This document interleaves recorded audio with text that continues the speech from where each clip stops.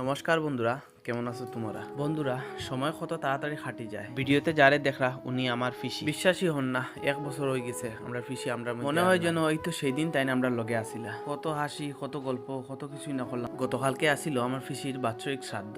দেখতে দেখতে 1 বছর কোন দিকে ওইগুলো বুঝাই গেল না। এর লেগে সকাল সকাল আমরা সব গেলাম পিসির বাড়িতে, পিসির শ্রাদ্ধ অনুষ্ঠানে যোগ দেওয়ার লেগিয়া।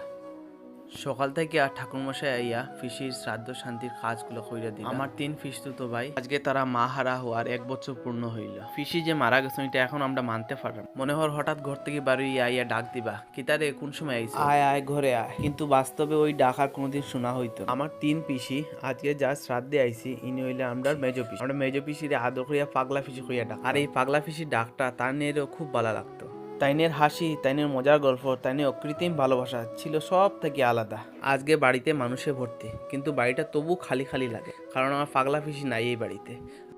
শ্রাদ্ধ শান্তি পরে গ্রামবাসী আত্মীয় স্বজন সবাই একসাথে মিলিয়ে খাওয়া দাওয়া করলো। আর মাটিতে বইয়া সবাই একসঙ্গে খাওয়ার প্রচলনটা এখনো কিছু কিছু গ্রামে দেখা যায়।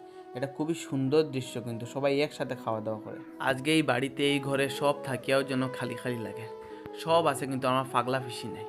এই পাগলা পিসি আমরা ছাড়িয়ে গেছে গিয়া। পিসি যেখানেই থাকো ভালো থাকিও, সুস্থ থাকিও। তোমার কথা খুব মনে পড়ে গো পাগলা পিসি।